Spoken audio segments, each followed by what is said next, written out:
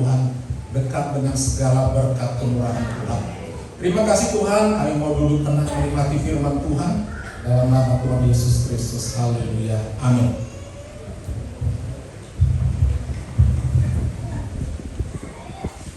Salam Bapak Ibu saudara semua yang saya kasihi. Baik, kita nikmati firman Tuhan. Sebab firman Tuhan itu seperti roti atau makanan. Siapa yang makan, dia sehat. Siapa yang teratur makan, dia sehat. Siapa yang tidak makan, dia sakit, saudara. Mari kita nikmati firman Tuhan dari Injil Matius pasal 5 ayat 38 sampai ayat yang ke-48. Injil Matius pasal 5 ayat 38 sampai ayat ke-48. Jika sudah dapat, mari kita semua membaca. Kita bangkit berdiri. Saya mulai dari ayat yang ke-38. Kamu telah mendengar yang difirmankan, mata ganti mata dan gigi ganti gigi.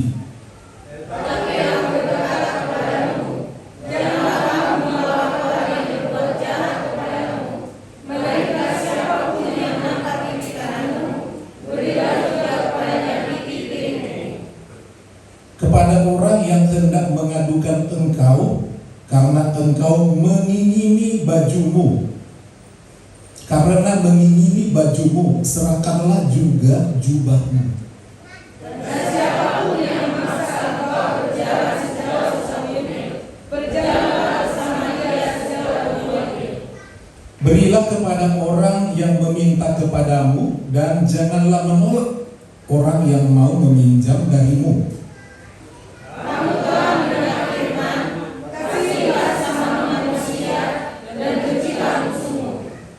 Namun aku berkata kepadamu, kasihilah musuh-musuhmu dan berdoalah bagi mereka yang menganiaya kamu.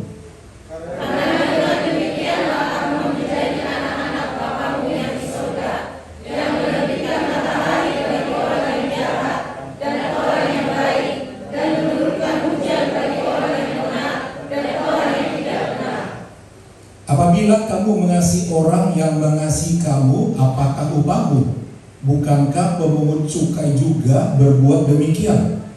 Dan apabila kamu menangani bersalah kepada saudara-saudaramu saja, apakah lebihnya daripada berbuat orang baik?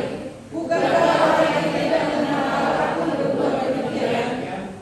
Karena itu, haruslah kamu sempurna, sama seperti Bapamu yang di surga sempurna. Puji Tuhan. Yang berbahagia itu orang-orang yang suka dengan firman Tuhan, merenungkan dan melakukannya. Sebab dari firman Tuhan kita selalu mendapat pembelajaran untuk makin dewasa di dalam Tuhan, di dalam menghadapi hidup ini. Saudara, ini merupakan bagian daripada penjelasan atau pembahasan daripada khotbah di bukit. Tuhan Yesus pintar kalau khotbahnya panjang. Dia cari posisi ke bukit supaya suaranya terdengar menggema di semua yang orang yang di bawah. Karena zaman dulu belum ada loudspeaker ya, jadi mesti teriak-teriak. Dari bukit dia memberikan sermon atau ceramah atau arahan-arahan bagaimana hidup bertuhan dan bermasyarakat. Salah satu topik yang dia angkat adalah bahwa memang kita hidup di dunia ini banyak orang yang tidak suka, membenci, iri, sehingga ada kejahatan. Sehingga Tuhan Yesus ingatkan bagaimana cara menyikapi orang yang berbuat jahat kepada kita. Kalaupun harus membalas, bagaimana cara membalasnya? Ya, membalas yang benar. Karena kita hidup di dunia ini tidak lepas daripada persoalan. Ada persoalan yang datang dari diri sendiri memang bikin masalah. Dari orang yang terdekat, apakah itu sahabat, baik dari luar. Saudara, dalam hidup ini ada selalu yang namanya kompetisi, perlombaan. Orang yang ikut berlomba dengan kita itu namanya kompetitor. Saudara, kalau kita sama caranya menghadapi persoalan itu, kita sama dengan dunia ini, tidak ada kelebihannya. Jadi Tuhan mau kita adalah orang-orang yang punya nilai tambah yang berbeda cara menghadapinya. Tuhan Yesus mengutip pelajaran tentang bagaimana kita berinteraksi dengan orang. Karena Tuhan Yesus datang untuk menggenapi hukum Taurat, bukan menghilangkannya. Artinya bagaimana hukum Taurat itu menjadi lebih jelas dalam praktik kehidupan kita sehari-hari. Ayat daripada Matius pasal 5 ayat 43 dijelaskan, kamu telah mendengar yang difirmankan, kasihilah sesamamu manusia dan bencilah musuhmu. Ini mau menceritakan saudara tentang membenci ini. Dalam firman perjanjian lama ada cara membalasnya. Misalnya kita melihat dalam kitab Keluaran pasal 21 merujuk ucapan Tuhan Yesus ini, kamu telah mendengar yang difirmankan. Yang mana itu? Sebab pada waktu itu belum ditulis perjanjian baru. Yang ada dalam umat pada waktu itu kitab perjanjian lama. Jadi yang mereka dengar adalah yang ada di dalam kitab Taurat. Salah satunya ada dalam Keluaran, kitab Imamat, Ulangan. Keluaran 21 ayat yang ke 22 sampai ayat yang ke 25. Demikian dikatakan. Contoh ya. Contoh tentang balas membalas ini. Apabila orang berkelahi dan seorang perempuan hamil kena pukul sehingga ia keguguran, tetapi dia sendiri tidak mengalami cedera, orang itu pasti akan didenda sesuai dengan tuntutan suami perempuan itu. Ia harus membayarnya menurut putusan hakim. Jadi nggak boleh main hakim sendiri. Tetapi jika perempuan itu mengalami cedera, engkau harus menuntut nyawa ganti nyawa. Cedera artinya mati. Mata ganti mata. Satu jadi buta, udah pelong, harus dibutakan mata yang bikin buta itu. Itu Taurat. Gigi ganti gigi, rontok 3, pastikan 3 yang rontok, nggak boleh lebih. Kaki ganti kaki, patah kaki kiri kawan, patah, mengerikan. Lepuh ganti lepuh, artinya bengkak. Luka ganti luka.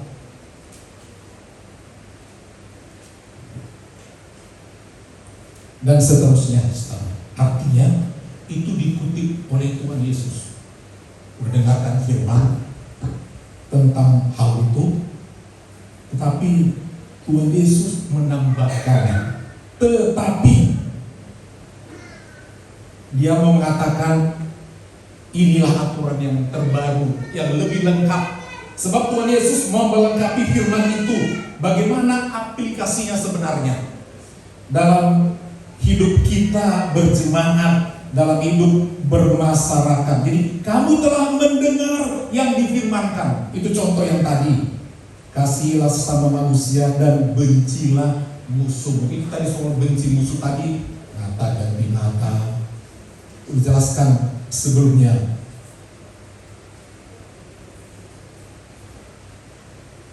Bagaimana kita menghadapi soal itu? Artinya saudara, tetapi aku berkata kepadamu, kasihilah sesama manusia dan bencilah musuhmu. Tapi Tuhan Yesus berkata, kasihilah musuhmu dan berdoalah bagi mereka yang menganiaya kamu. Jadi, tetapi aku berkata, artinya ada nilai plus. Tadinya hukum Taurat mengatakan begini-begini, tetapi kita harus beda, ada nilai plus, nilai tambah. Dalam hidup ini mesti ada nilai tambah. Kalau misalnya, ini contoh yang nyata, kenapa Tuhan Yesus harus katakan kita harus ada nilai tambah? Dulu saudara, produk muncul sepeda motor, pertama muncul itu sepeda motor itu Honda, sehingga setiap kali orang punya motor, mau kemana kau? Naik Honda. Padahal banyak merek selanjutnya datang. Apa? Naik Honda. Dan sekarang orang harus mengubah penampilan motor-motor baru supaya lebih menarik, sehingga orang tidak bilang lagi Honda, hanya lebih keren dari Honda. Jadi mesti ada nilai tambah supaya orang tahu beda ini, beda. Orang Kristen harus beda dengan orang dunia, ada nilai tambah. Pertama muncul deterjen itu rinso. Beli dulu rinso warung. Zaman sekarang bukan rinso, sudah ada suplin. Kalau dulu pokoknya deterjen, beli dulu rinso. Maka merek yang baru harus punya nilai tambah. Pakai pewangi, pakai pelembut. Dalam kemasannya harus ada nilai tambah. Kalau kalian sekolah lulus memang lulus, tapi masih ada nilai tambah. Selain dia semua AAA, dia rajin. Itu nilai tambah. Dia sopan, dia murah hati, pasti saudara hebat. Tapi kalau semua sama semua nggak ada nilai tambah, biasa-biasa. Yang Tuhan mau cari orang yang punya nilai plus. Tetapi kamu, minuman mineral pertama muncul itu Aqua. Jadi kalau orang mau beli mineral, beli dulu Aqua itu. Padahal di pasar nggak ada Aqua. Ya ada Le Mineral misalnya. Itu contoh. Jadi tiap kemasan harus diupayakan. Muncullah Le Mineral yang ada manis-manisnya, katanya. Sehingga orang membeli boni lebih. Itu contoh-contoh saudara. Jadi kita sebagai anak-anak Tuhan itu harus lebih dari yang lain.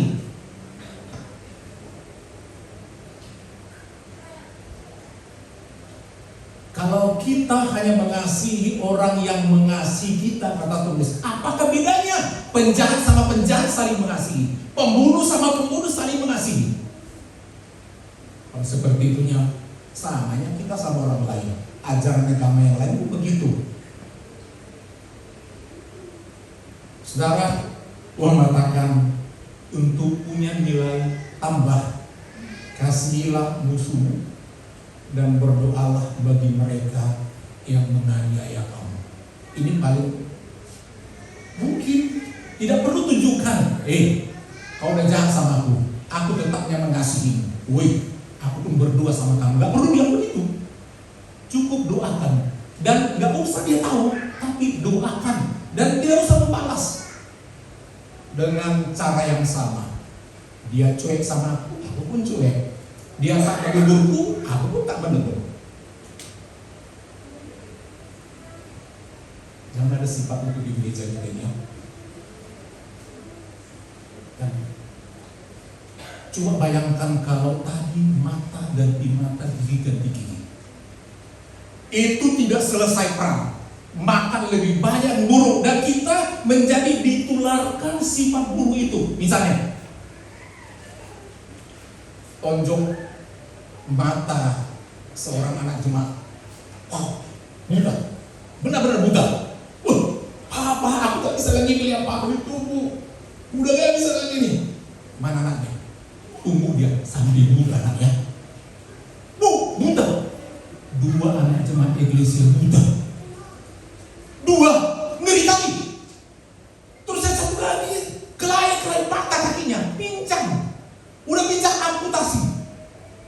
satu. Akhirnya, sudi kali. Apa kata Bapak? Lawan. Patah kita, patahkan. Dipatahkan saudara. Tuanan jemaat pincang. Demikianlah seterusnya. Bisa dimengerti ya? Makanya Tuhan bilang jangan. Biarkan dibawa ke pengadilan, dan pengadilan yang menghukum. Kalau sampai di pengadilan juga apa? Ada alat bukti, semua saksi ada. Ini bikin buta ya. Ada kan dikatakan buta kan dia? Enggak ada. Tapi seringkali kita main hakim sendiri. Ada orang curanmor, ketangkap, habiskan dia. Kalau boleh ambil nyawanya. Siapa kita menghakimi?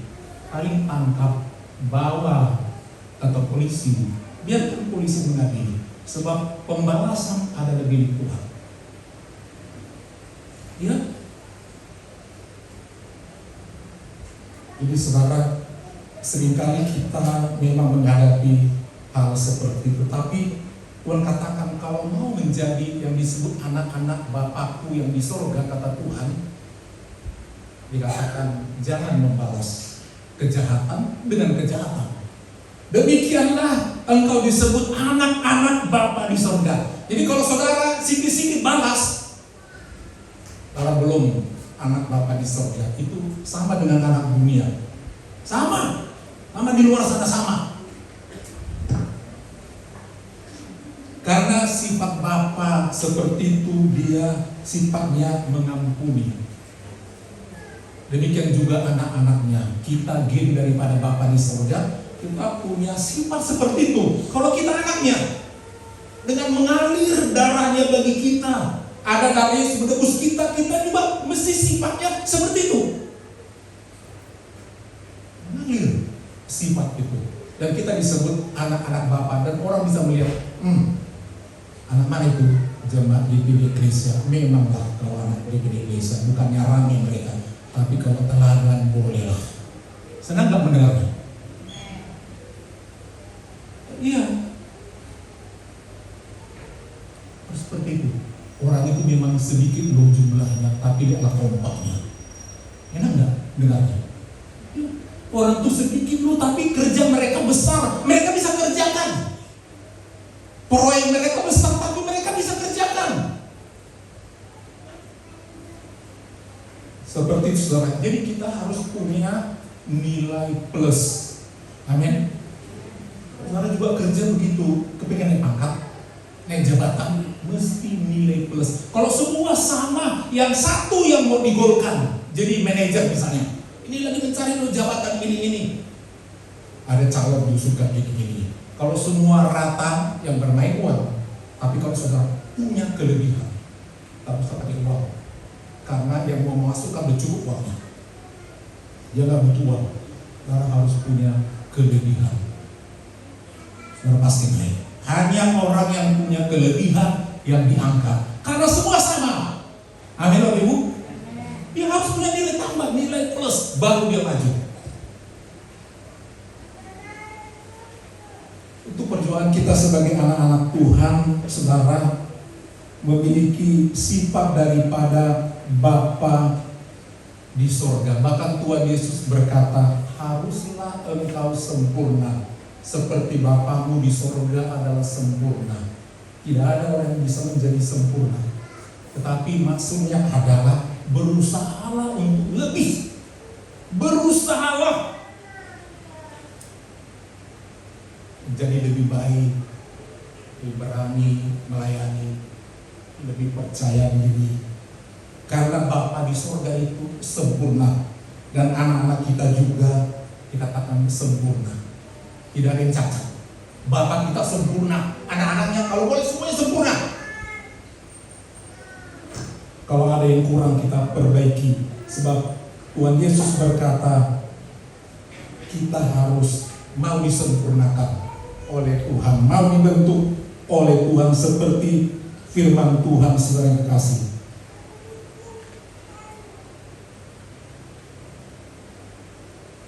Dalam kitab Imamat pasal 24,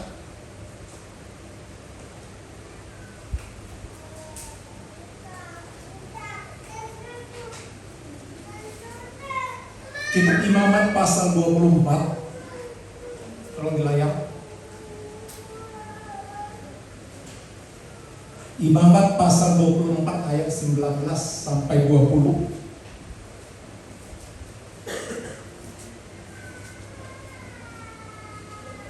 Apabila seseorang membuat orang sesamanya bercacat, maka seperti yang telah dilakukannya, begitulah harus dilakukan kepadanya. Patah ganti patah, mata ganti mata, gigi ganti gigi.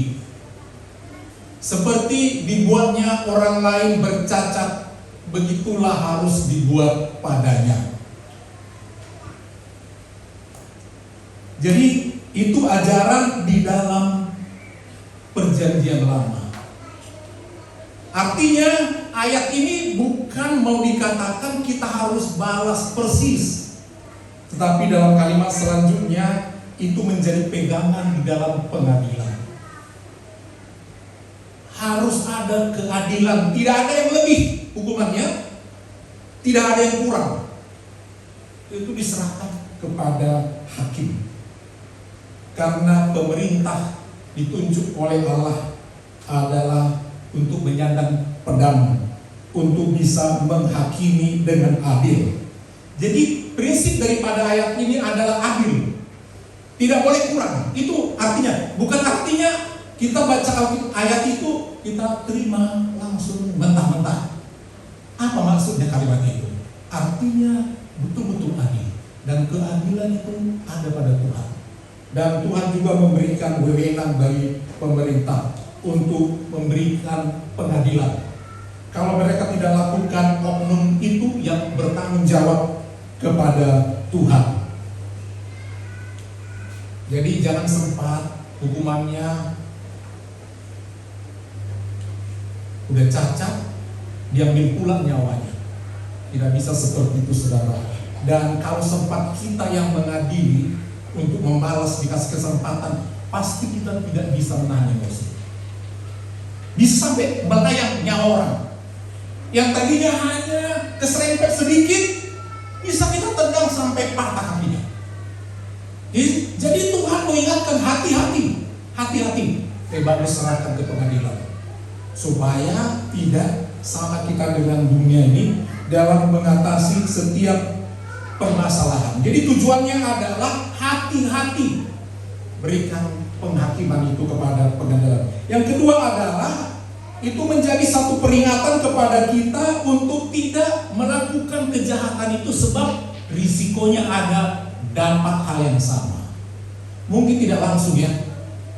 Itu Tuhan ingatkan, kau bikin anak orang itu hancur, patah, tunggu. Memang gak langsung balasan, tunggu nanti anakmu. Kalau kau gak punya anak saudaramu, kira-kira begitu. Ya. Jadi jangan berbuat jahat kalau tidak mau dapat jahat. Nah, itu prinsipnya. Jadi yang kedua prinsipnya adalah jangan lakukan kejahatan itu, sebab maka Tuhan melihat, aku akan balas. Sehingga ayat Perjanjian Lama tadi tidak salah. Amin. Tidak salah. Artinya hati-hati. Kita ini manusia yang lemah. Mau membalas itu, saudara, dipukul satu kali, kita pukul biasanya 3 kali atau lebih. Iya enggak? Iya apa ya? Mana bisa kita kontrol? Disenggol motor kita rusak habis. Padahal hanya jari-jarinya satu, yang jari-jari motornya cuma berapa ya? Tapi semua kita hancurkan. Itulah manusia, saudara. Jadi artinya hati-hati kita, sebab kita bukan orang yang tahan emosi. Itu hal yang kedua, saudara yang kasih. Jadi kejahatan yang orang perbuat kepada kita jangan sempat memancing kita untuk berbuat hal yang sama. Sehingga Tuhan katakan menghindari itu, supaya stop petaka itu, dendam itu. Contoh, dulu ada perang suku, udah berapa kali perang suku dilakukan ya? Seperti itu. Hanya antar satu orang dengan satu orang bermasalah.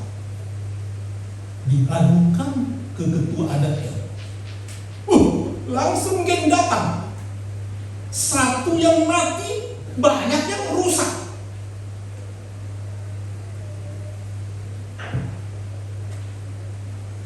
Jadi kita sulit sebagai anak Tuhan, tapi katakan ya, supaya kita lebih indah lagi, lebih bahagia lagi memang. Mari kita berusaha untuk tidak melakukan, sebab itu akan mendorong orang lain bisa membalaskan apa yang jahat kepada kita. Tuhan juga menggambarkan tentang hal menampar. Tuhan kasih gambaran.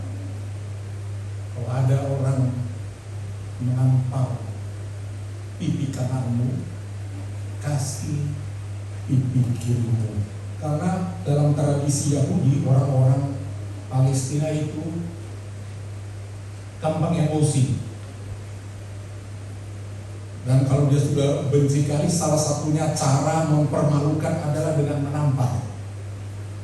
Hati-hati dengan yang suka menampar ya. Ditampar pipi kanan, kasih pipi kiri. Kalau kita berhadapan orang menampar kita, yang kita hadapi, yang mau kita tampar, itu pipi mana kalau begini? Dia berhadapan sama kita. Pipi apa yang kita tampar biasanya? Pipi kirinya kan, karena berhadapan kan. Tapi Tuhan Yesus bilang begini, kalau ada orang yang menampar pipi kananmu, berarti sebelah sini, itu mengerikan. Jadi kalau berhadapan pipi kiri menampar, berarti pakai bahu tangan kanan si menampar. Itu lebih sakit, kena tulang-tulang. Dan lebih kuat biasanya. Karena ujung tulang-tulang itu sakit, dan itu malu kali, sakitnya tidak ampun, itu merendahkan. Tapi Tuhan Yesus katakan, kasih lagi pipi tambah lagi. Artinya, saudara yang terkasih, kita diminta saudara untuk meredakan orang biar dia tenang emosinya. Mengalah, biarlah sekalian, ambil aja, karena dia lagi emosi. Oke, tambah lagi. Apa itu pengertiannya? Kira-kira apa itu? Kasih lagi. Jadi saudara menafsirkan ayat, jangan letterly. Artinya kita mengalah. Kalau memang itu membuat dia tenang, udah kena ini kan lagi, tampar lagi lah. Enggak ditampar lagi, enggak paling lurus ini, udah lari sedikit, gue balik lagi sedikit lagi, kira-kira begitu. Tampar lagi, biar stabil, bisa melihat ke depan. Tak ada yang membalas tuh, dan Tuhan Yesus pun tak ada bilang begitu. Ketika dia di pengadilan, orang meludahi dan menamparnya, pipi Tuhan Yesus, kau melawan ya. Ada Tuhan Yesus bilang, ini lagi bos. Ada dia yang begitu? Nggak ada. Dia diam saja. Dia diam saja. Dia tidak membalas. Maka dia mengatakan, ya Bapa, ampunilah mereka, karena mereka tidak tahu apa yang mereka perbuat. Saudara yang kasih, itu sangat sulit, tetapi memang seperti itu. Dan ketika di Taman Getsemani, murid yang sangat emosi ambil pedang, buka sarungnya, potong, hajar Tuhan. Tak tahu sopan mereka. Mereka lihat saya hari Tuhan kasih mujizat ini. Sekarang apalagi itu, si Judas itu tak sadar dia pernah Tuhan kasih makan. Dia pun berkhianat. Potong telinganya. Tuhan katakan, sarungkan pedangmu, siapa main pedang kena pedang. Itu hukuman. Jangan bermain. Siapa bermain api, dia kena api. Amin. Amin. Iyalah, gak kita main api, gak kenal namanya, gak. nggak ada main api. Siapa berenang, dia bisa tenggelam, betul apa? Betul apa betul? Ya betul lah, orang dia berenang, ada kemungkinan tenggelam.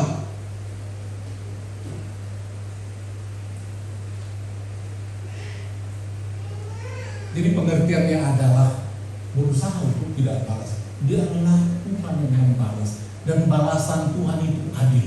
Kita nggak berdosa, orang lain tetap dapat hukuman sebenarnya. Makanya dikatakan mata ganti mata, tetap ada balasan.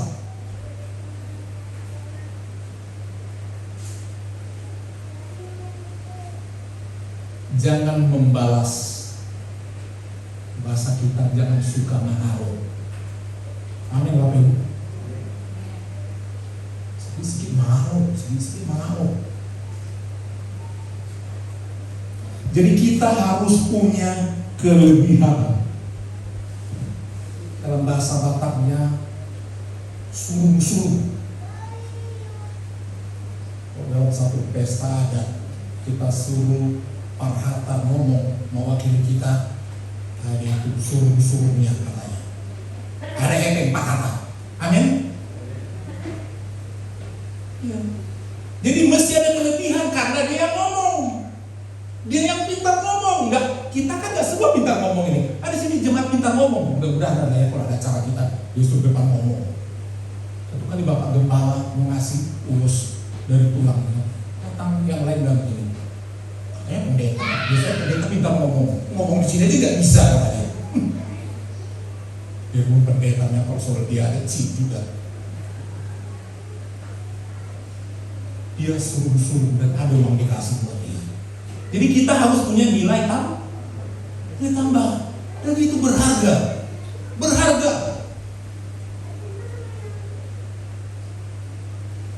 Jadi saudara yang terkasih, dalam pengajaran tadi kita melihat dalam satu konflik kita memang dikasih hak untuk membalas, tapi tanggung risiko. Ada hak membalas. Kalaupun membalas, pastikan tepat, tidak lebih, tidak kurang. Kalau mampu, tadi biasanya kita tidak mampu. Mampu balas persis, dan mampu, bagus. Dikatakan jangan membalas kejahatan dengan kejahatan, tetapi dengan kebaikan, dan berdoalah bagi mereka yang berbuat jahat. Yang kedua, hak kita adalah diberi hak kepada kita untuk mau mengampuni. Ampunilah supaya tidak berkepanjangan saudara kasih. Dan yang ketiga, hak kita adalah diberi hak untuk memberi. Tampar pipi kanan, kasih itu kan memberi. Kasih pipi yang satu lagi. Dalam ayat ini dikasih lagi contoh-contoh saudara tentang hal memberi. Dalam konteks ini saudara, diberi dalam konteks ini beberapa contoh.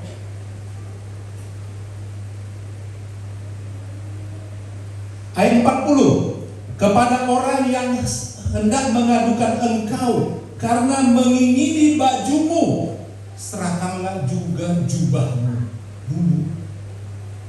Ini kan semua teksnya kan perjaman dulu ceritanya nih, zamannya Tuhan Yesus. Jadi persoalan selalu diperhadapkan kepada Tuhan. Contoh orang mencuri baju. Dulu baju di Palestina, kita bukan orang Palestina ya, baju itu berlapis. Ada baju dalaman, kemudian ada baju biasa, terus ada baju namanya jubah, tapi ada juga penutup jubah itu ada lagi, seperti jas, kira-kira seperti itu ya. Nah, sering orang mengingini, itu dalam arti mencuri. Ini contoh-contoh praktis yang disebutkan oleh Tuhan Yesus, dan bisa kita bandingkan ke zaman sekarang tentang ada orang mengingini. Kepada orang yang hendak mengadukan engkau karena mengingini bajumu, serahkanlah juga jubahmu. Artinya orang itu lagi kesusahan, kasih aja, nggak apa-apa. Padahal itu soal harga diri jubah itu, soal pakaian. Jadi dulu saking miskinnya orang, baju itu ya dua itu, baju dan ada jubah. Karena miskinnya, kalau diambilnya, dicurinya, dan memang dia nggak punya apa-apa, kasihlah. Itu lebihnya daripada orang percaya anak Bapa. Kalau kita kan, dicuri bajuku, tunggu dia yang lewat akan mencuri. Nanti kita pukul dan kita ambil lagi. Tak intai. Tuhan katakan justru kasih lagi. Sangat sulit. Tapi itulah namanya nilai plus. Kalau kita ambil lagi yang dicuri secara paksa, mari. Kita sama dengan orang dunia. Dan itu bukan nilai plus daripada kita.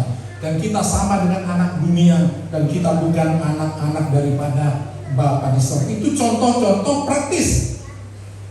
Ayat 41, dulu juga ada sistem pemaksaan. Siapapun yang memaksa engkau berjalan sejauh 1 mil, berjalanlah bersama dia sejauh 2 mil. Kadang-kadang saudara, dulu perjalanan dulu nggak seperti sekarang. Mau ada apa-apa panggil ojek, panggil Maxim, ada, semua ada. Dulu nggak ada. Jadi ke satu tempat ke tempat lain, kadang-kadang bawa barang. Kalau dia orang miskin, nggak punya keledai, nggak punya kuda, nggak punya onta untuk mengangkut barang itu, bilang sama tetangganya, bantulah aku mau ke desa sana, di situ ada anak buruku, mau bawa ini. Berapa jauh jaraknya? Sekian kilometer. Ternyata hanya manis di mulut. Katanya 30 kilometer, rupanya lebih. Itu kawannya ini, kilometernya. Udah sekian mil, maknanya masih sekian lagi. Berhenti saudara situ. Dikatakan berjalanlah terus. Jadi artinya kalau mau membantu jangan setengah-setengah kalau bisa. Amin. Memang sulit, tapi artinya adalah supaya kita punya nilai lebih. Intinya adalah nilai lebih supaya kita mendapatkan yang lebih berkat itu. Ada berkat umum saudara, tapi Tuhan inginkan kita mendapat berkat yang lebih karena kita suka dengan yang lebih indah. Contoh selanjutnya, berilah pada orang yang meminta kepadamu, janganlah menolak orang yang mau meminjam darimu. Ini perintah saudara. Tetapi memang kita harus belajar sedemikian rupa untuk menjadi sempurna. Bukan gampang, tapi belajar. Ketika kita mau berbuat sesuatu yang di luar nalar kita, kemampuan kita berusaha paling tidak menyakiti. Amin. Paling tidak menyakiti. Kalau kita tidak bisa membalas dengan hal yang jauh lebih indah lagi. Di penghakiman kita serahkan kepada pemerintah, kepada persoalan. Serahkan. Dan jangan segan-segan melapor kepada pemerintah saudara. Roma 12 ayat 19. Kitab Roma pasal 12 ayat 19. Saudara-saudaraku yang kekasih, janganlah kamu sendiri menuntut pembalasan, tetapi berilah tempat kepada murka Allah. Sebab ada tertulis, pembalasan itu adalah hakku, akulah yang menuntut pembalasan, firman Tuhan. Jadi Allah kita itu Allah pembalas. Biar dia membalas. Amin. Karena daripada kita membalas gak selesai, dendamnya makin tambah. Makin sampai karena cucu putus hubungan persaudaraan hanya karena membalas. Selamanya gak bisa jumpa lagi. Roma 13 ayat 1 sampai 3. Roma pasal 13 ayat 1 sampai 3. Tiap-tiap orang harus takluk kepada pemerintah yang di atasnya. Sebab tidak ada pemerintah yang tidak berasal dari Allah, dan pemerintah yang ada ditetapkan oleh Allah. Sebab itu barang siapa melawan pemerintah, ia melawan ketetapan Allah, dan siapa yang melakukannya akan mendatangkan hukuman atas dirinya. Mana bisa kita melawan? Kita bisa mendapatkan hukuman kalau kita melawan apa yang telah diaturkan kepada kita. Jadi saudara, mari kita untuk belajar untuk boleh memiliki nilai tambah. Satu kali ada seorang bapak-bapak yang pun ketinggalan di warung.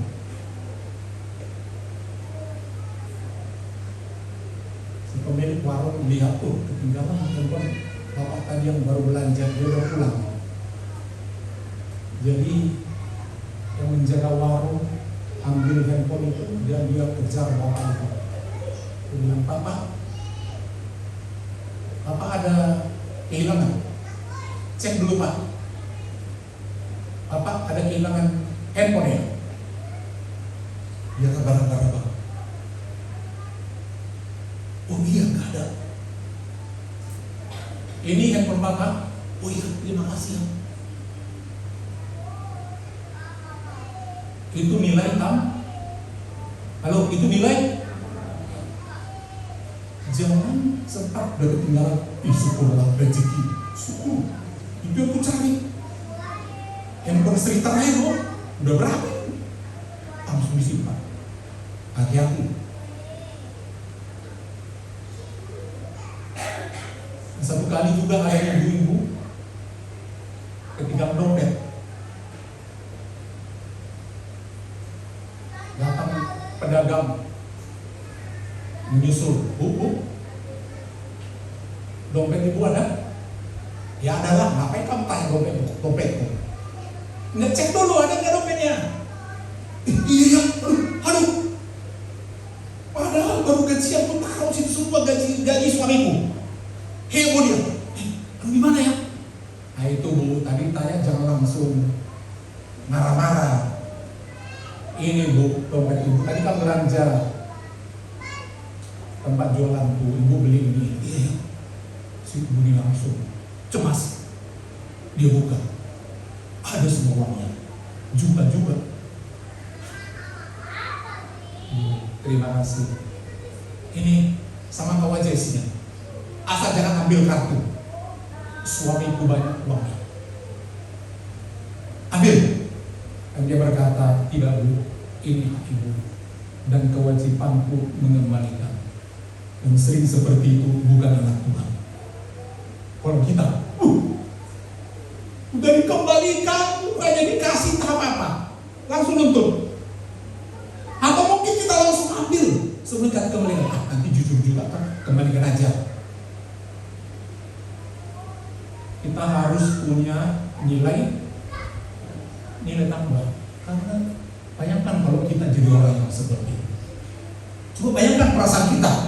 Kalau tinggal dompet kita, disitulah kartu, semua hilang. Atau handphone kita, semua nomor-nomor penting kantor, semua klien, semua customer, semua di situ habis.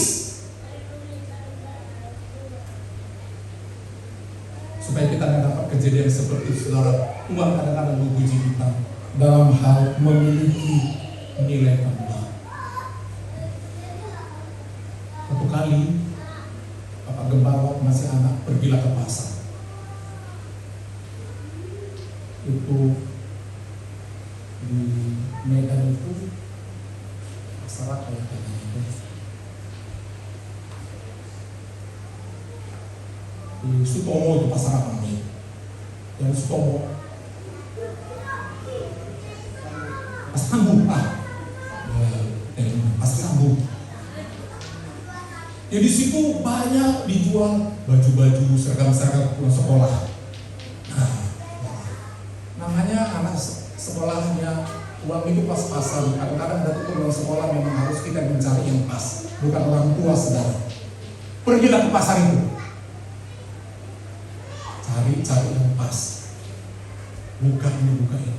Lama kali kalau nggak beli, udah pergi aja. Kata lagi. Kau bongkar semua. Kalau tak ada mau nggak usah. Pergi memang. Jadi, tapi kalau pergi kita ke daerah yang lain di luar daerah kita, itu ada buka, bila-bila. Maaf ya Bu, nggak ada. Terima kasih, lain kali datang ya. Amin. Saudara pilih yang mana? Pilih yang mana? Yang kedua itu, kalau kita, kalau masyarakat apapun, kalau kira-kira kita hanya nengok, nengok, di pelotoni gitu, makan. Boro-boro mau senyum, tapi ke tempat lainnya, makasih. Kalau ditanya lagi kan, di mana ya Cik ya? Dan jual begini-begini. Oh ada di daerah sana ini. Terima kasih ya Cik ya. Kita bilang ke tempat kita. Tak tahu aku, carilah.